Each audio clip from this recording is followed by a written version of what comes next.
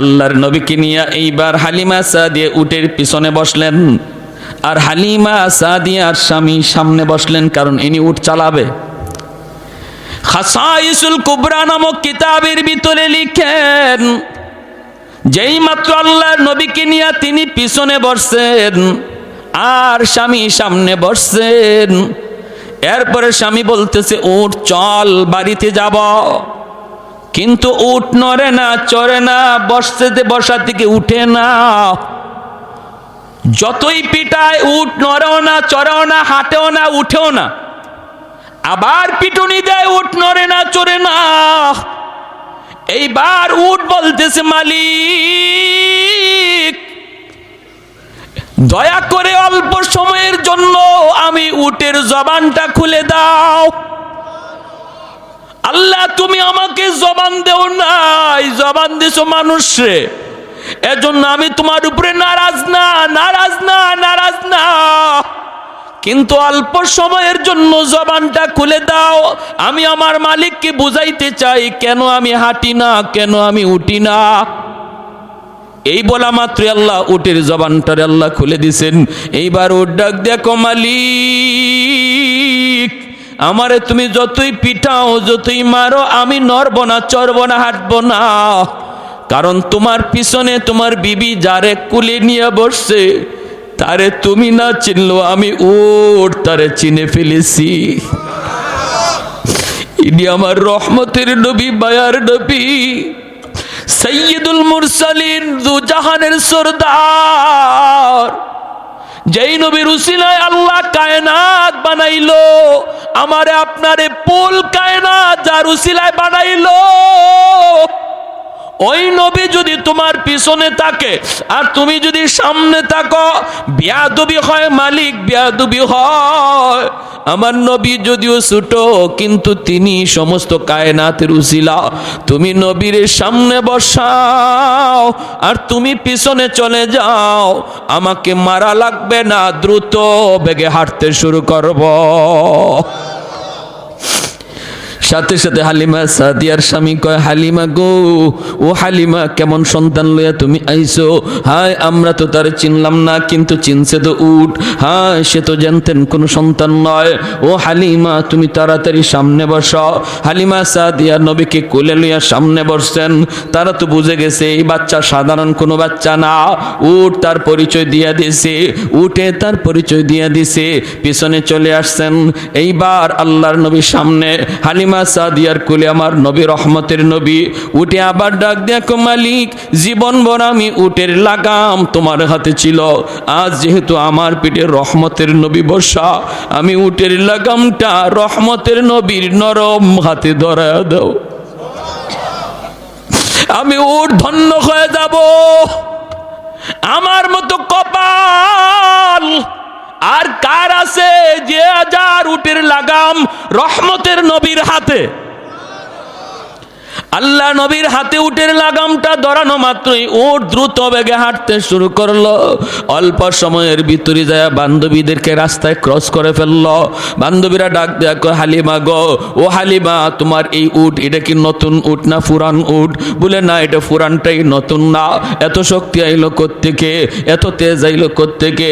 হালিমা সাদিয়া কয়, জাননি, মক্কায় যাবার সময় উটের লাগাম ছিল আমার স্বামীর হাতে, আর এখন উটের লাগাম রহমতের নবীর হাতে।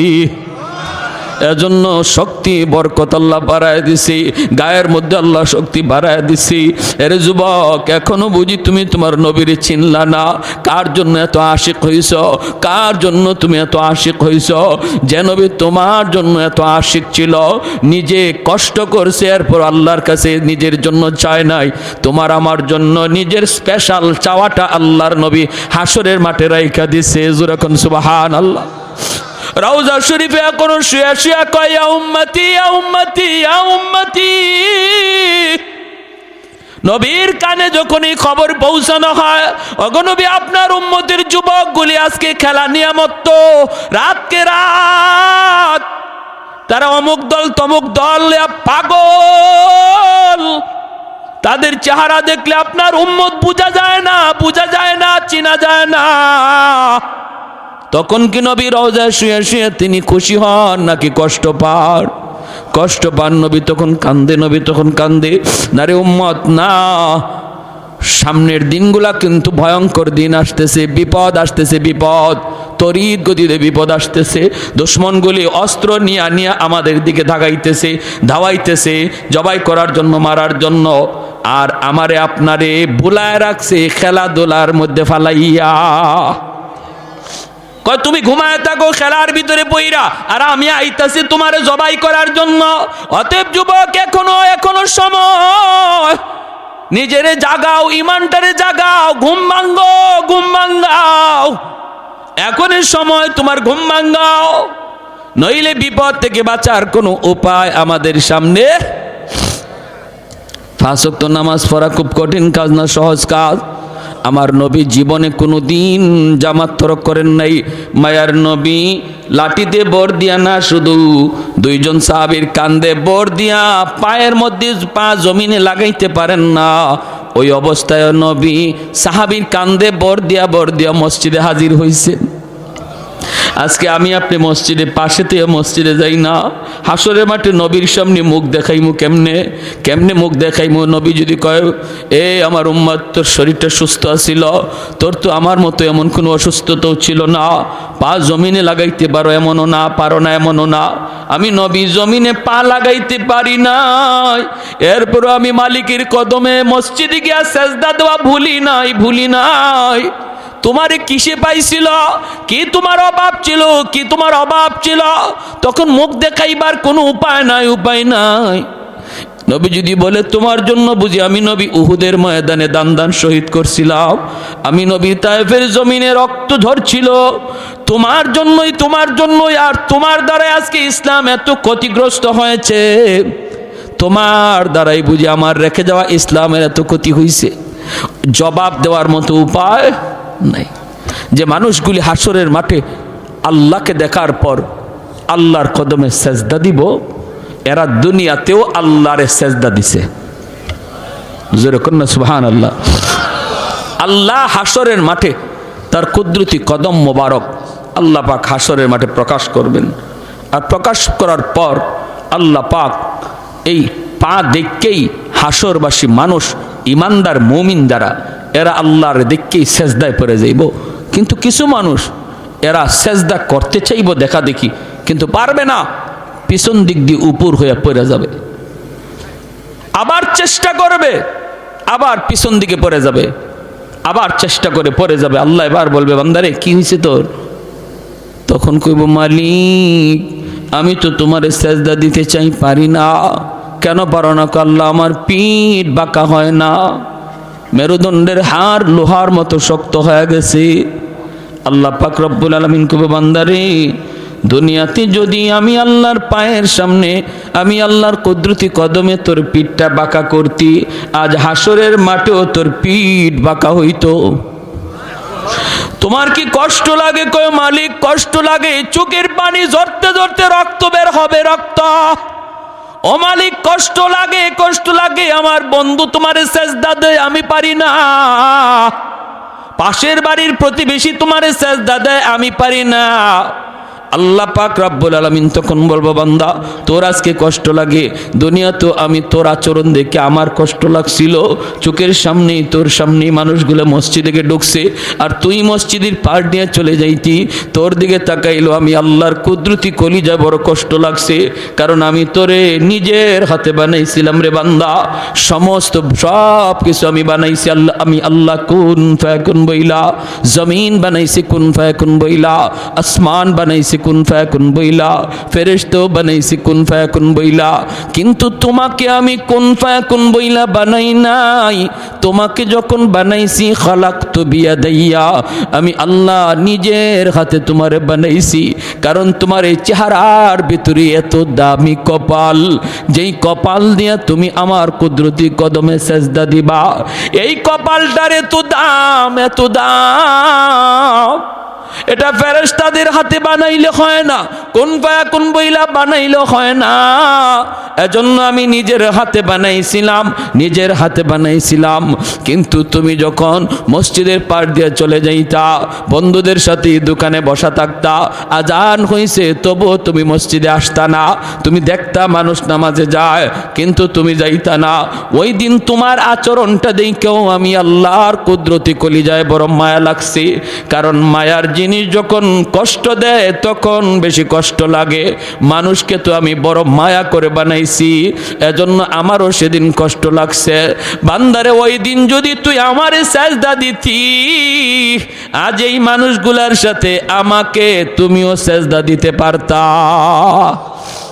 যখন নূহ নবীকে একটা বাচ্চা পর্যন্ত পাগল কয়া ঢিল মারল, তখন নূহ নবী কয়, আল্লাহ একটারেও রাখবা না, সবগুলি শেষ করে দাও।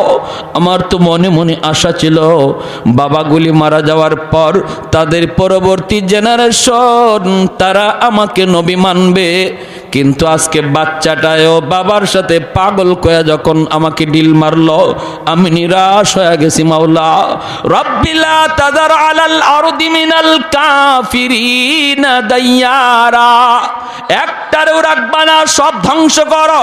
আল্লাহ পাক তখন জিজ্ঞেস করেছিল, নূহ, এটা কি তোমার ওই দোয়া যেটা আমি কবুল করার গ্যারান্টি দিয়েছি সকল নবীদের? একটা দোয়া বদদোয়া কবুলের গ্যারান্টি দিয়েছি, এটা কি তোমার সেই দোয়া? নূহ নবী কয়, মালিক ওটা আমার সেই দোয়া। আল্লাহ কয়, তাহলে তো আর দেরি হবে না, গ্রান্টেড। রব্বুল আলামিন সব ধ্বংস করে দিল। শুধুমাত্র একটু বোঝানোর জন্য বলছিল, রে নূহ, আমার বান্দাদেরকে আমি আল্লাহ নিজের হাতে বানাইছি। যেই মানুষগুলারে আমি নিজের হাতে বানাই, এই মানুষগুলারে নিজের হাতে মারতে আমি আল্লাহর বড় কষ্ট লাগে। বুঝতে হলে তোমাকে একটু বোঝাই, নিজের হাতে কতগুলি হাড়ি পাতিল বানাইছেন, যেভাবে মন চায় সেভাবে মনের মাধুরী দিয়ে তুমি বানাও। নূহ নবী মনের মাধুরী দিয়া অনেকগুলি হাড়ি পাতিল বানাইয়া আল্লাহ কয়, এখন বাইরিয়া সব ভেঙ্গে ফেলো, লাঠি হাতে নিয়ে সব ভেঙ্গে ফেলো। নূহ নবী কয়, মালিক বানাইলাম মনের এত মাধুরী দিয়া, এখন আবার ভাঙতে বলো, কষ্ট লাগে।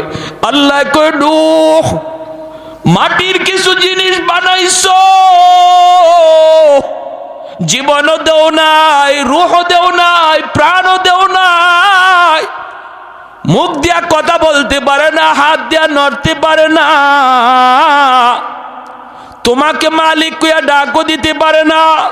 কিন্তু যেই মানুষগুলির আমি আল্লাহ মাটি দিয়া বানানোর পর তাদের রূহ ঢুকাইলাম, হাত দিলাম, পা দিলাম, চোখ দিলাম, জবান দিলাম, আমি আল্লাহ কয়া যেই জবান দিয়া ডাক দে, যে কপালটা দিয়ে আমাকে সেজদা দেওয়ার জন্য কপাল বানাইলাম, ওই মানুষগুলিরে আমি ভাঙতে বুঝি আমি আল্লাহর কষ্ট লাগে না? আমার বুঝি কষ্ট লাগে না? নূহ আলাইহিস সালাম তিনি তো চলে গেলেন। একজন বুড়া মহিলায় তখন ডাক দিয়া বলতেছিল, নবী গো, আমি অনেক বৃদ্ধা মানুষ, আমাকে আপনি ইয়াদ করে নিয়ে যাইন, আমি কিন্তু পারাপারি করে নৌকায় উঠতে পারবো না, আমি বড় দুর্বল। নূহ নবী বলতেছিল, মা গো তোমাকে নিব, কিন্তু নবী তার নৌকায় তুলতে ভুলে গেছেন, তিনি তো চলে গেছেন। ভাইরা বন্ধুরা, চলে গেছেন তো গেছেন, প্লাবন শেষ হওয়ার পর মনে হলো, হায় হায়, আমি তো বুড়িমার কথা ভুলে গেলাম, মা তো আমাকে বলছিল তাকে নিয়ে যাওয়ার জন্য। নূহ নবী দৌড়ায় তার কাছে আসলেন। ভাঙ্গাচোরা একটা ঘর, তাম দুনিয়া মহাপ্লাবনে একদম শেষ হয়ে গেল, কিছুই থাকলো না। কিন্তু নূহ নবী আসছেন, তাও মনের একটা টানে দেখি গিয়ে কিছু ধ্বংস অবশেষ পাওয়া যায় কি না। যাই দেখি মা মহিলাটার কি অবস্থা।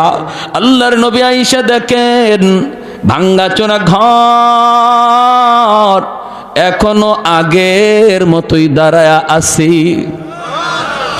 নবী অবাক হয়ে গেলেন, এত ভারী ভারী পাহাড়ের মতো উঁচা উঁচা বাড়ি, দালান কোঠা কিছুই নাই, আর ওই ভাঙ্গাচোরা ঘর, এই ঘরটা এখনো আগের মতোই দাঁড়ায় আছে। নবী দরজার পাশে আইসা ডাক দিলেন, মা, মহিলা ঘর ঝাড়ু দিতেছে আর আল্লাহর নাম জপতেছে, জিকির করে আর ঘর ঝাড়ু দেয়। নবী যেই মাত্র বাহির থেকে ডাক দিলেন মা, মহিলা ভিতর থেকে কয় নবী গো, তুফান কি শুরু হয়ে গেছে নাকি? আল্লাহর নবী সেজদায় পড়ে কান্দে আর কয় মালিক, তোমার কুদরত বুঝা বড় দায়, তাম দুনিয়া শেষ হয়ে গেল অথচ তোমার বান্দি খবরই জানে না। ও মালিক, তোমার কুদরত বুঝা বড় দায়, কিছু বুঝি না, একটু বুঝাইবানি বুঝাইবানি। আল্লাহ পাক রব্বুল আলামিন কয় নূহ রে, আমার বান্দি তোরে বলছিল নিয়ে যাওয়ার জন্য, তুমি ভুইলা গেছো। তোমরা তোমাদের উম্মত ভুলতে পারো, কিন্তু আমি আল্লাহ বান্দা বান্দি ভুলতে পারি না। তোমরা নবী হইয়া উম্মত ভুললেও আমি আল্লাহ হইয়া বান্দা বান্দি ভুলতে পারি না। তোমারে বলছো না নেওয়ার জন্য, তুমি ভুলে গেছো, কিন্তু আমি আল্লাহ তারে ভুলি না। এজন্য আমার ভাই মনে রাখবা, মায়ার নবী দয়ার নবী বলতেছেন উম্মতের দল, জাননি হাসরের মাঠে আমি শুধু কেন সুপারিশ করব? সব নবী তার ওই দোয়াটা আল্লাহর কাছ থেকে চায়া নিয়ে গেছে, সবাইকে আল্লাহ পাক এই দোয়াটা দুনিয়াতে কবুল করে আনিছে। কিন্তু ইন্নিখতাবাতু দাওয়াতি শাফাআতান লিউম্মতি, কিন্তু আমি জীবনে কত মুসিবতের মধ্যে পড়ছি, কত বিপদের মধ্যে পড়ছি, এরপরও কোনোদিন এই দোয়াটা আমি আল্লাহর কাছে চাই নাই, এই দোয়া কখনো করি নাই। তায়েফের ময়দানে আমি নবীর উপর দিয়ে এত নির্যাতন, এত নিপীড়ন, পাগল পাগল কয়া কয়া এই যুবকগুলি, উশৃঙ্খল যুবকগুলি আমার পিঠে পাথর মারল। যেখানে পাথর মারছে সেখানে রক্ত ফিনকি দিয়ে বের হয়েছে। আল্লাহর নবী, রহমতের নবী, মায়ার নবী আম্মাজান আয়েশা সিদ্দিকা রাদিয়াল্লাহু তাআলা আনহা বলেন, নবীর দেহের ভিতরে এমন কোন পশমের গুঁড়া আমি পাই নাই যেই জায়গাটাতে এখনো পাথরের দাগ নাই। আমি বলছিলাম নবী গো, আপনার কি কোনো শীতলা রোগ হয়েছিল নাকি? নবী কয় না গো আয়েশা, এটা রোগ না, এই চিহ্নগুলি তায়েফের জমিনে পাথরের আঘাত। এরপরও নবী কয় আমি আল্লাহর কাছে এই দোয়া করি নাই, ও মালিক যেটা কবুল করার গ্যারান্টি দিছো এটা দিয়েই ওদেরকে ধরো, এমন বলি নাই। বরং দুইজন ফেরেশতা ঈসা পাহাড় চাপা দিয়া মারতে চাইলো। এরপর নবী কয় আল্লাহুম্মা হদি কওমি ফাইন্নাহুম লা ইয়ালামুন, আল্লাহ আমার কওম বুঝে না, আমারে চিনে না, আমারে চিনে না, ওদের পরবর্তী জেনারেশন বাচ্চা কাচ্চা আমারে চিনব। আল্লাহ তুমি যদি শেষ করে দেও তাহলে আমার কথা শুনবো কেডা? আমি কাদের মাঝে দাওয়াতের কাজ করবো, কাদেরকে তোমার কথা শুনাইমু? না মালিক, তুমি এদের উপরে রাগ কইরো না, গুসা কইরো না, ওরা আমাকে চিনে না, কিন্তু ওদের সন্তানগুলি আমি নবীকে চিনব। মায়ার নবী, দয়ার নবী কয় আবু জাহেল আমার মাথা থেকে রক্ত ঝরাইছে, 2 বছর 2.5 বছর জেলখানায় বন্দী, পরিবারের সমস্ত সদস্য নিয়া শিয়াবে আবি তালিবের ভিতরে আমার নবী বন্দী। 1 বছর নয়, 2 বছর 2.5 বছর। বাচ্চা কাচ্চাগুলি খানার অভাবে কি খাইব, সারা দিন সারা রাত নবী বলেন কান্না করছে। আল্লাহর নবীর চাচা আবু তালিব তিনি ঈমান আনেন নাই, কিন্তু ওই শিয়াবে আবি তালিবের কারাগারে আবু তালিব বন্দী। মক্কার মানুষগুলি নবীকে যারা যারা সাপোর্ট করছে নবীর বংশের, ওদের সবাইকে এক ঘরে করে ফেলছে। বাহির থেকে খানা দানা বন্ধ, পানি আসা বন্ধ, কথা বলা বন্ধ। কই যারা বন্দি অবস্থায় এরা কারা? বন্দি অবস্থায় মুসলমানও আছে, অমুসলমানও আছে। কারণ যারা অমুসলমান এরা নবীর গায়ে কাউকে হাত তুলতে দেয় না। যেমন নবীর চাচা আবু তালিব ঈমান আনে নাই, কিন্তু বলছে মক্কার কাফির শুন, আমি চাচা আবু তালিব থাকতে বাতিজার গায়ে টাচ করতে পারবা না। এজন্য আবু তালিবের সাথে তার বংশের তার গোষ্ঠীর যেই মানুষগুলা ঈমান আনে নাই কিন্তু নবীকে সাপোর্ট দিছে, নবীর গায়ে হাত তুলতে দেয় নাই, ওই সবগুলি মানুষে একসাথে ওরা বন্দি করে ফেলছে। 2.5 বছর নবী বন্দিখানায়, পরিবারের বাচ্চাগুলি কান্নার রোল। বাচ্চাগুলির কান্নার আওয়াজে আকাশ বাতাস বাড়ি হয়ে আসছে। মায়ার নবী বলেন, মহিলারা বুকের দুধ খাওয়াবে বাচ্চাকে, খানার অভাবে পানির অভাবে বুকের দুধ শুকায় গেছে, গাছের পাতা খায়া খায়া আমি নবী চলছি। তখনও আমি আল্লাহর কাছে ওই দোয়া করি না, আল্লাহ একটা দোয়া কবুলের গ্যারান্টি তুমি দিছো, বিপদ থেকে উদ্ধার করো। এত বড় মুসিবত আমি নবীর উপর দিয়া গেছে, তবু আমি শেষ অস্ত্রটা সারি নাই, এটা রাখছি। ইন্নিখ তাবাতু দাওয়াতি, লুকায় রাখছি, আমি কেউরে দেখাই নাই। এই শেষ অস্ত্রটা আমি কাউরে দেখাই নাই, সবচেয়ে পাওয়ারফুল অস্ত্রটা আমি কাউরে দেখাই নাই। কেন দেখাই নাই জানুনি? শাফাআতাল্লি উম্মতি, হাসরের ময়দানে আমার গুনাহগার উম্মতের জন্য ওই দোয়ার উসিলায় সুপারিশ করব। আমার জাহান্নামী উম্মতের জন্য আমি সুপারিশ করব, বিপদগ্রস্ত উম্মতের জন্য আমি সুপারিশ করব। এজন্য আমি এই দোয়াটা সবসময় লুকায় রাখছি। ভাইরা আমার, হাসরের ময়দানে আমার নবী, রহমতের নবী, তিনিও দাঁড়ানো থাকবেন। হযরত আদম আলাইহিস সালামকে আল্লাহ পাক রব্বুল আলামিন অনেক উঁচু একটা দেহ দিবেন, তাল গাছের মতো আদম আলাইহিস সালামকে দেখা যাবে। সুবহানাল্লাহ, জোরে কোন। আদম আলাইহিস সালাম এত উচ্চতার গর্দান হবে, গোটা হাসরের ময়দানটা আদম আলাইহিস সালাম দেখতে পাবেন। আল্লাহর নবী বলেন, হঠাৎ করে বাবা আদম আমাকে ডাক দিবেন, ইয়া আহমদ, ইয়া মুহাম্মদ। আমি ডাক শোনা মাত্রই বাবার সামনে দৌড় দিয়া হাজির। আমি বলবো কেন ডাক দিলেন? তখন আদম আলাইহিস সালাম বলবেন, বাবা মুহাম্মদ, ওই যে দেখো জাহান্নামের গেইটের পাশে নিয়ে গেছে একজন মানুষকে, হাত করা লাগাইয়া, পায়ে বেরি লাগাইয়া। আহমদ, তার দিকে আমি তাকাইছি, তার নমুনায় বোঝা যায় সে তোমার উম্মত। একটু পরে জাহান্নামে ফালায় দিব। যাও, আমি বলতেছি তুমি তাড়াতাড়ি দৌড়ায় যাও, তারে যায় বাঁচাও। আল্লাহর নবী, রহমতের নবী বললেন, বাবা কেমনে বুঝলেন? তিনি বললেন, গুররাম মুহাজ্জালিনা মিন আসারিল ওযু, আমি দেখতেছি তার অজুর অঙ্গগুলি চমকাইতেছে। আমি দেখতেছি তার অঙ্গগুলি চমকাইতেছে। হাসরের ময়দানে এই উম্মতের অজুর অঙ্গগুলি শুধু চমকাবে, আর কোন নবীর উম্মতের অঙ্গ চমকাবে না।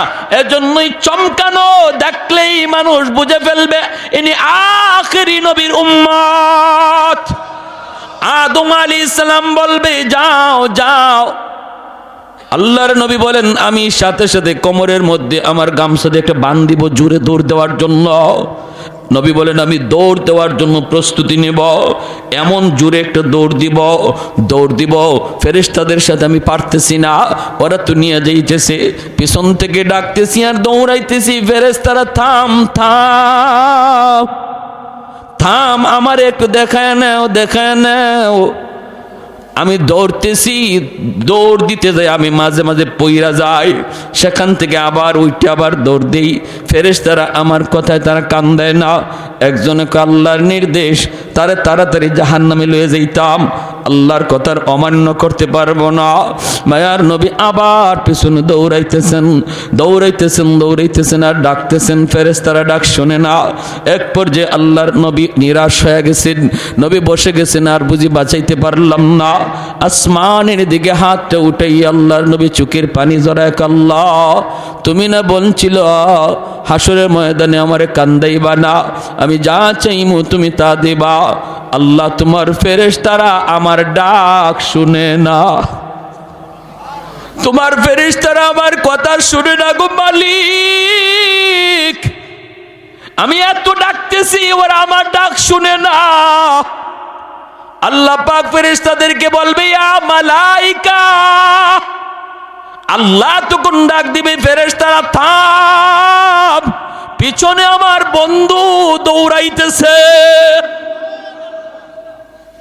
একটু পিছনে তাকা, পিছনে হাবিবুল্লাহ, আমি আল্লাহর বন্ধু। সাথে সাথে ফেরেশতারা থেমে যাবে।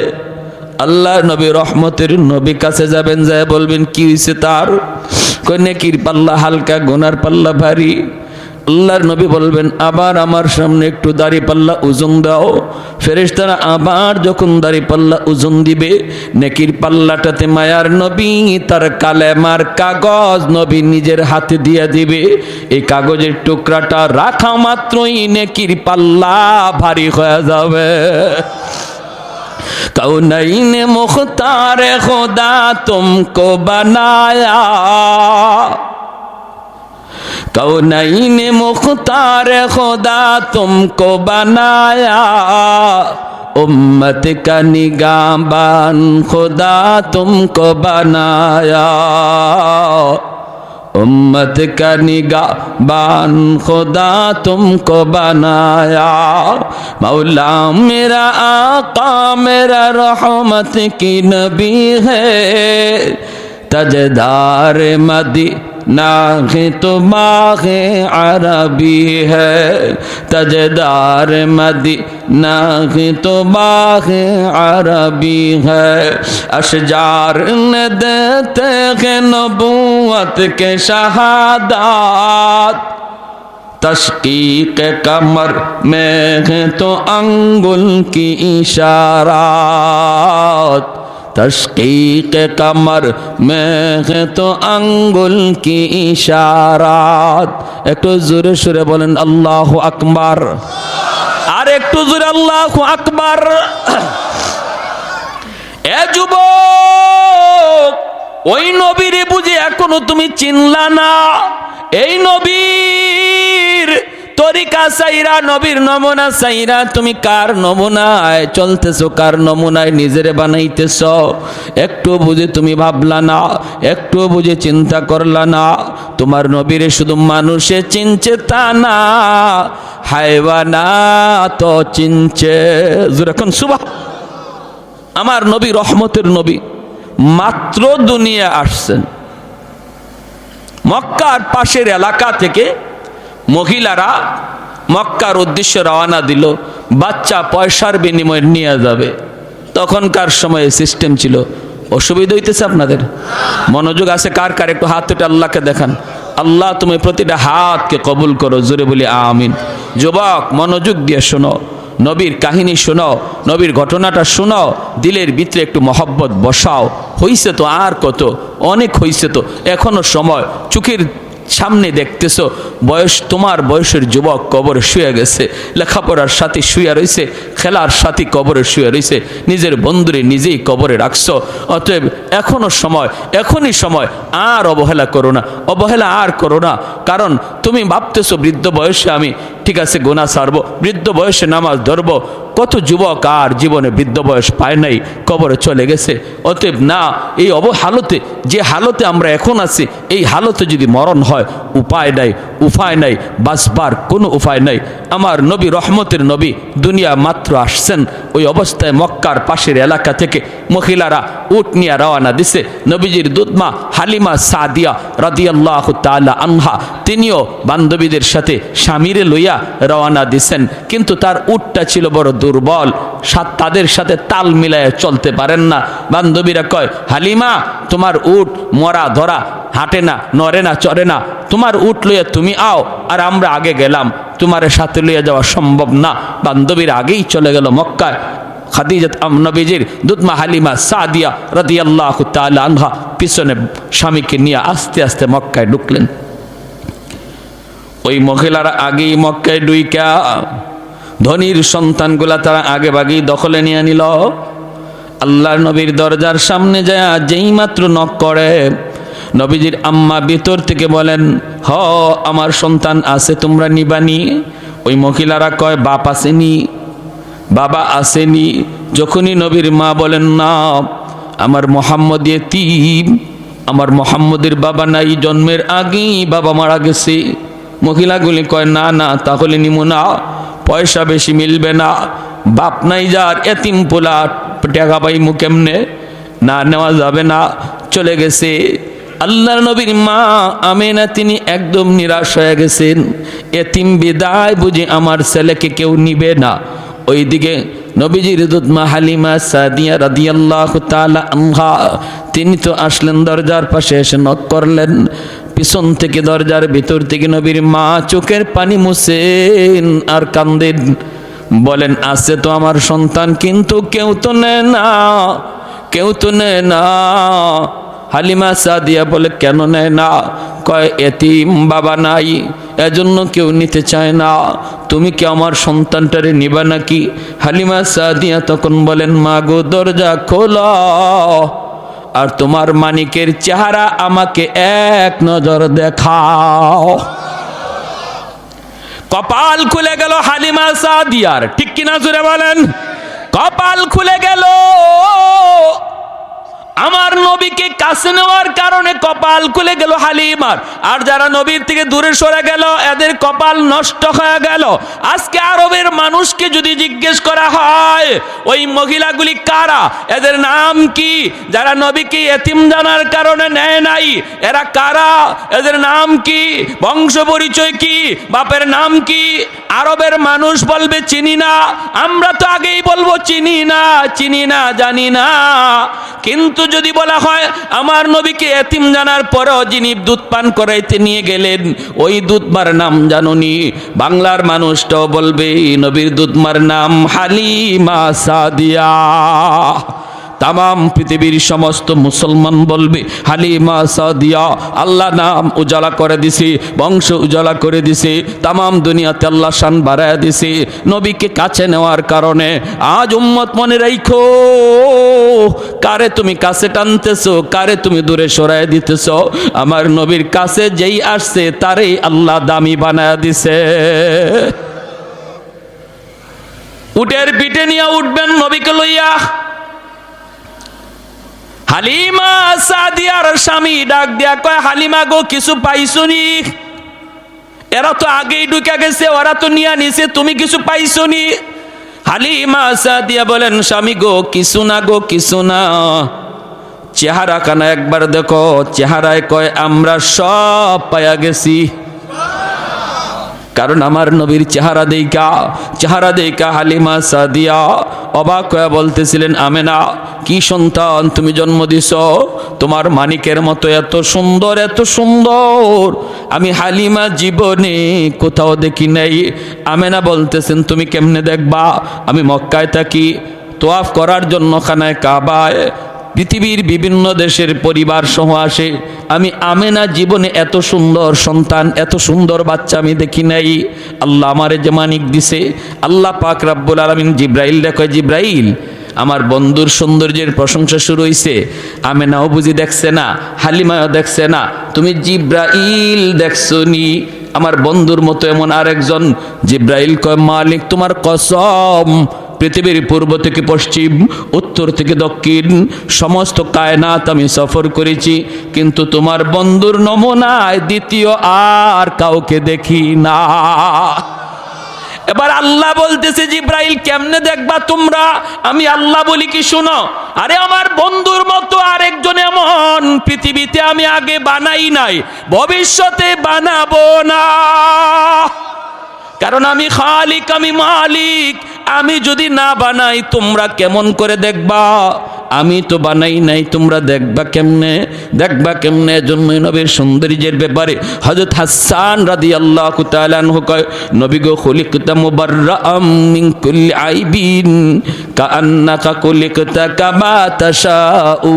ওগো নবী, আপনার দিকে তাকাইলে মনে হয় আল্লাহ আপনাকে যখন বানায় তখন আল্লাহ সর্বদা আপনারে জিগায়া জিগায়া আপনার পরামর্শ নিয়া নিয়া আপনারে বানাইছে। আপনার নাক বানাইবার আগে যেন আল্লাহ আপনারে জিগাইছে, বন্ধু নাকটাও কেমনে বানাইলে তুমি খুশি একটু কও, তোমার কপালটা কেমনে বানাইলে তুমি খুশি কও, বন্ধু তোমার চোখটা কেমনে বানাইলে তুমি খুশি কও। ওগো নবী, আপনার নাক মুখ চোখের দিকে তাকাইলে মনে হয় আপনি যেভাবে আল্লাহরে কইছেন আল্লাহ ওইভাবে আপনারে বানাইছে। সুবহানাল্লাহ, সুবহানাল্লাহ। আমাদেরকে যদি আল্লাহ এরকম কইতো, ও বা আব্দুল্লাহ হোসেন তোমার চোখটা কেমনে বানাবো, আমরা কি কইতাম? মালিক পৃথিবীর শ্রেষ্ঠ চোখ যেন আমার চোখ হয়। কেরম? বলে হরিণীর মতো ডাগর ডাগর চোখ, কইব না? তা আল্লাহ যখন আমারে অপশন দিয়ে দিছে, তুমি যেভাবে কইবা এইভাবে বানাবো, বলো তো তোমার চোখ কেমন চাই? আমি কইতাম আল্লাহ পৃথিবীর শ্রেষ্ঠ চোখ চাই, পৃথিবীর শ্রেষ্ঠ নাক চাই, পৃথিবীর শ্রেষ্ঠ চেহারা চাই। আল্লাহর নবীর সাহাবী কয়, নবী গো আপনার দিকে তাকাইলে এমনই মনে হয় আল্লাহরে আপনি যেভাবে কইছেন আল্লাহ এইভাবে আপনারে বানাইছে। সুবহানাল্লাহ। হালিমা সাদিয়ার স্বামী বলতেছে, হালিমা কিছু পাইছো? না গো স্বামী, চেহারা দেখো, চেহারা দেখলে মনে হয় সব পায়া গেছি।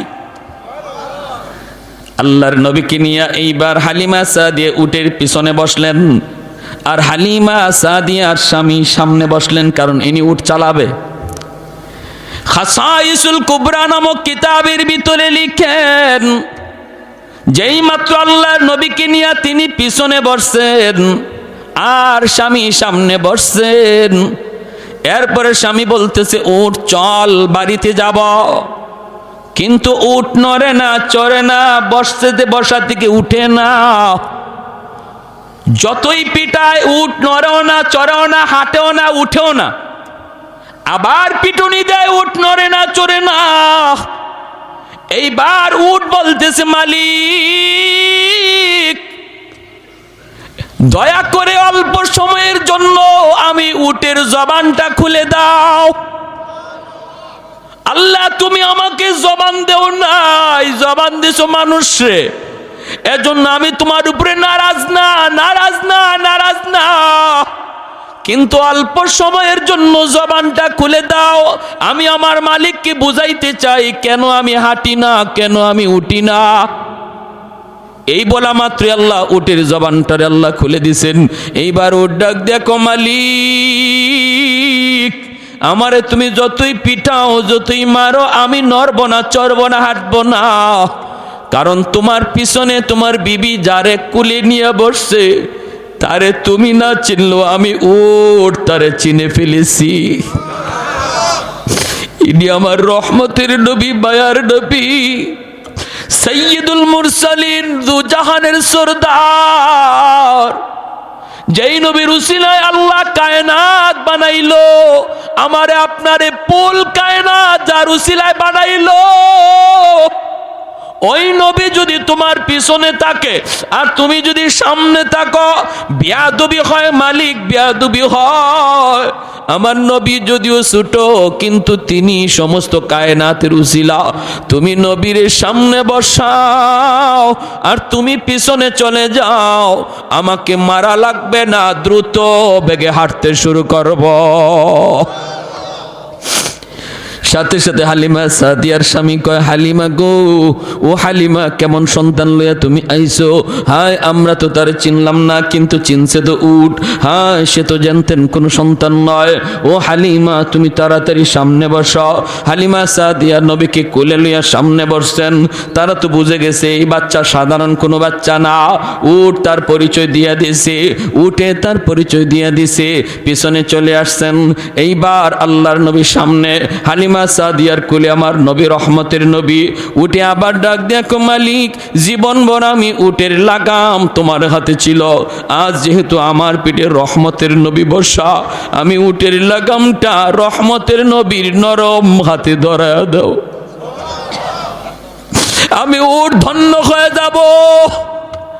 আমার মতো কপাল আর কার আছে যে হাজার উটের লাগাম রহমতের নবীর হাতে? আল্লাহ নবীর হাতে উটের লাগামটা ধরানো মাত্রই উট দ্রুত বেগে হাঁটতে শুরু করলো। অল্প সময়ের ভিতরে যায় বান্ধবীদেরকে রাস্তায় ক্রস করে ফেললো। বান্ধবীরা ডাক দেয়া কয়, হালিমা গো, ও হালিমা তোমার এই উট এটা কি নতুন উট না পুরান উট? বলে না, এটা পুরানটাই, নতুন না।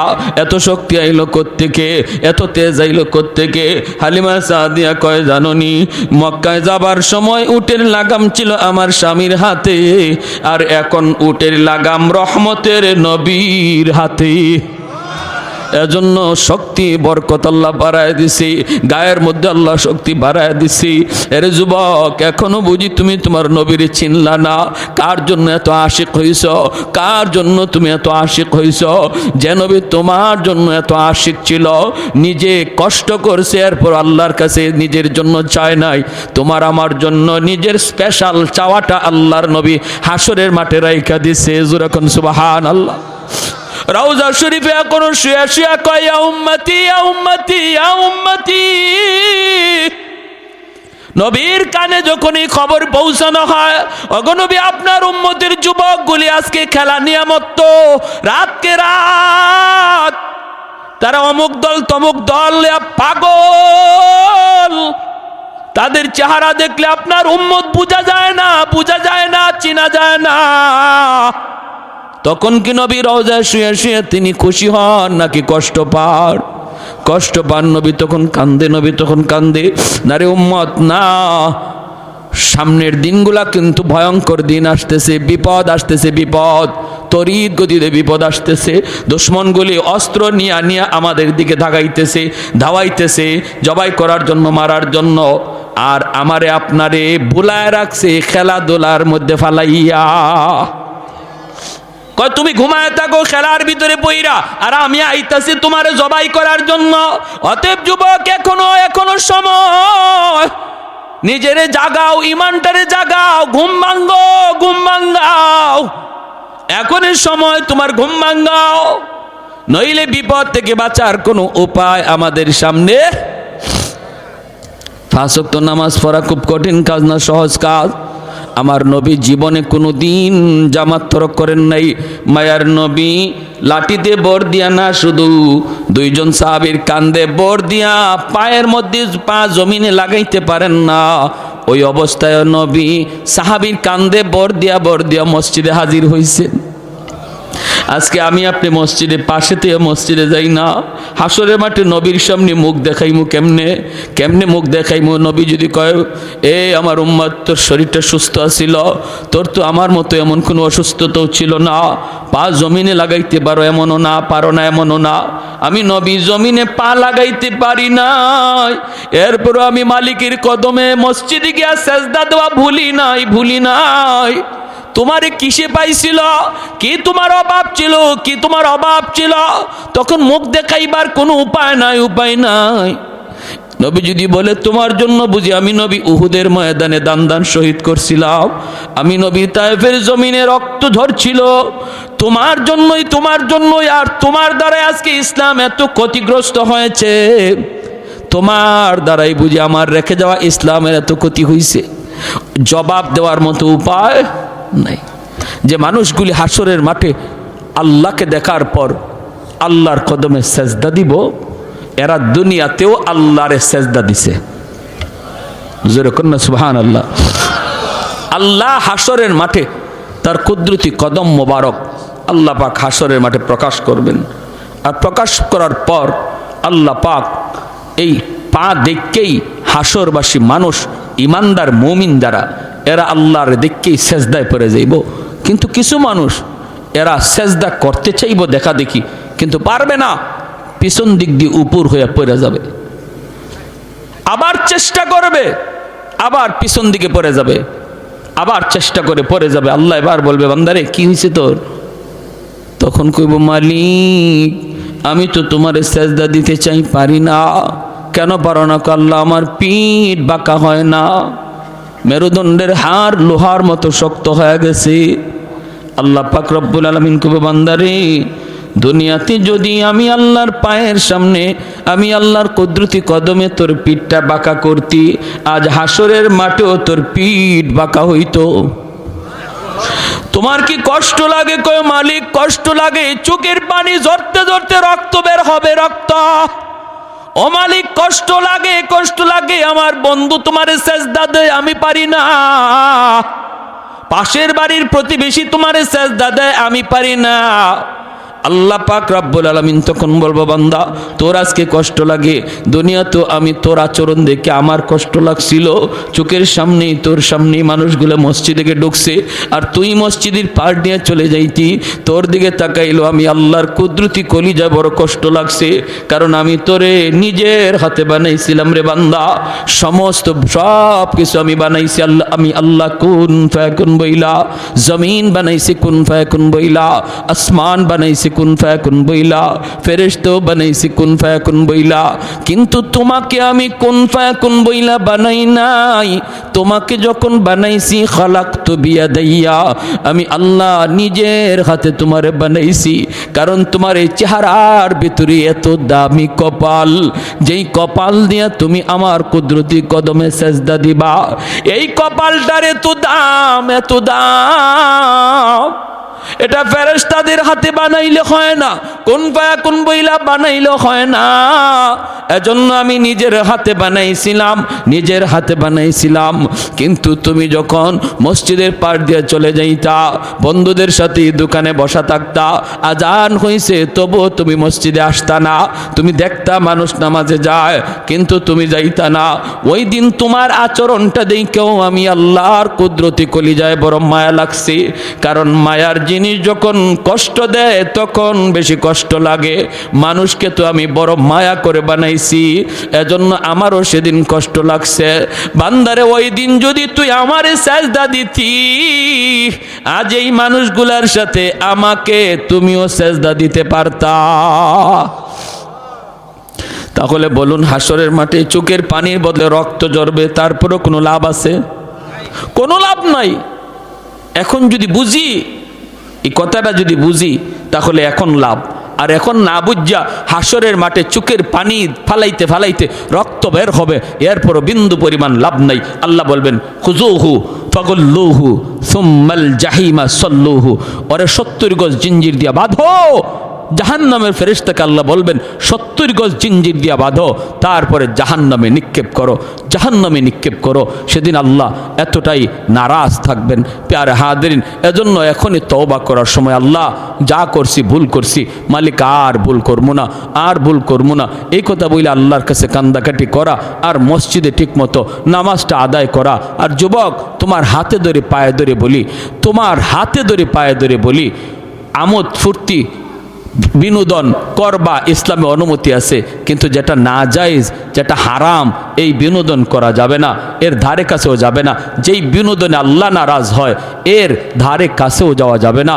আল্লাহকে আপন ভাবো, আল্লাহকে আপন ভাবো। হ্যাঁ, ভুলবশত যদি একটা ভুল হয়ে যায়, সাথে সাথে অনুতপ্ত হও, আল্লাহর কাছে লজ্জিত হও, আল্লাহ আমি একটা অন্যায় করে ফেলছি, আল্লাহ এটা আমার করা ঠিক ছিল না, আল্লাহ তুমি মাফ করো। তাহলে আল্লাহ খুশি হয়ে যাবে।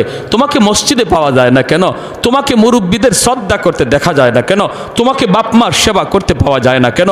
তুমি যদি এই কাজগুলো সহিভাবে আদায় করো আর আল্লাহকে মাইনা চলো, তখন তো আল্লাহ তোমার উপর রাজি হইয়া এই যৌবন কালের বয়সটাকে আল্লাহ ওলির খাতায় নাম লিখাইয়া দিবে। কারণ এই জমিনে যত আল্লাহর ওলি হয়েছেন, সবাই যৌবনে আল্লাহর ওলি হয়েছেন, আর যৌবন কালটা হলো আল্লাহর ওলি হওয়ার বয়স। যৌবন কালটা আল্লাহর ওলি হওয়ার বয়স। কারণ বুড়া মানুষ, বৃদ্ধ মানুষ চাইলেই একটা গুনাহ করতে পারবে না, কারণ তার গায়ে শক্তি নাই। বৃদ্ধ মানুষ চাইলেই একটা অন্যায় কাজ করতে পারবে না, শক্তি নাই। একজন বৃদ্ধ মানুষ যদি বলে আমি ডাব গাছে ডাব চুরি করি না, আর একজন যুবক যদি বলে আমিও ডাব চুরি করি না, দুইজন সমান না বেশ কম আছে? বৃদ্ধ মানুষটারে যদি বলা হয় চাচা আপনি ডাব চুরি করেন না, এটা তো ভালো কথা, ডাব গাছে উঠতে পারেননি, খবর না, ডাব গাছে তো উঠতেই পারি না। তো আপনি ডাব গাছে উঠতেই পারেন না, ডাব চুরি করেন না, ভালো কথা। যুবককে জিজ্ঞেস করলো তুমি যে ডাব চুরি করো না, ডাব গাছে উঠতে পারো? কয় না, শুধু উঠতে পারি না, ডাব গাছে বইসা ডাব খাইতেও পারি। ঠিক না? গাছে বইয়া ডাব খাইতেও পারি। তাহলে দুইজনের না করাটা এটা কি সমান না বেশ কম হইল? বেশ কম। এজন্যই নবী বলেছেন লা ওয়ারআ কাল কাফি, যার ক্ষমতা আছে গুনাহ করার, যার ক্ষমতা আছে অন্যায় করার, যার সুযোগ আছে রাতের অন্ধকারে চুরি করার, আরেকজনে হাঁস চুরি করার, একজনে ছাগল মুরগি চুরি করার, একজনে ডাব চুরি করার, জিনা করার, বেবিচার করার, গানের আসরে যাওয়ার, যাত্রার প্যান্ডেলে যাওয়ার, বন্ধুদের সাথে যার সুযোগ রয়েছে, এরপরেও যেই যুবক আল্লাহর ভয়ে যায় না, আল্লাহর ভয়ে যায় না, যৌবনকে কন্ট্রোল করে রাখে, না আমি পাগলামি করব না, যৌবন আল্লাহ আমারে পাগলামির জন্য দেয় নাই, বন্ধুদের সাথে যার যাত্রার আসরে যাওয়ার সুযোগ ছিল এরপরও যায় না আল্লাহর ভয়ে, নবী বলেন লিখে রাখো সেই তোমাদের ভিতরে আল্লাহর ওলি হয়ে গেছে, সে আল্লাহর ওলি হয়ে গেছে।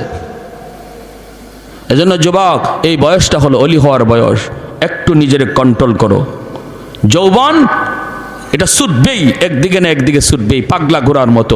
এটার নিয়ন্ত্রণ তুমি করো, ড্রাইভ করো তুমি, যে না আমার এই চলন্ত গাড়িকে আমি রং সাইডে দৌড়াবো না, সঠিক লাইনে দৌড়াবো। দাওয়াতে তাবলীগওয়ালাদের সাথে সময় দাও, উলামায়ে কেরামের সাথে সময় দাও, মাদ্রাসার ছাত্রদের সাথে সময় দাও। যে ছেলেটা নামাজ পড়ে না, নেশা করে, গাঞ্জা খায়, ইয়াবা খায়, আল্লাহর দোহাই ওর থেকে দূরে সরে যাও, ওর থেকে দূরে সরে যাও। তুমি ভালো করে সন্তান, খারাপ হয়ে যাবা। তোমার বাবা ভালো, তোমার মা ভালো, তোমার বংশ ভালো, কিন্তু সঙ্গগুণে তুমি খারাপ হয়ে যাবা। তুমি সঙ্গ ছেড়ে দাও, ভালোদের সঙ্গ ধরো, নামাজি একটা মানুষের সাথে চলো, দেখবা আল্লাহ তোমাকে নামাজি হিসেবে কবুল করবে, আর যৌবনকালেই তোমার নাম ওলির তালিকায় লেখা হয়ে যাবে। আল্লাহ আমাদের সবাইকে এই অল্প কথাগুলোর উপর আমল করার তৌফিক দান করুন। সবাই বলি আমিন। اللهم صل على محمد وعلى آل محمد كما صليت على إبراهيم وعلى آل إبراهيم إنك حميد مجيد اللهم بارك على محمد وعلى آل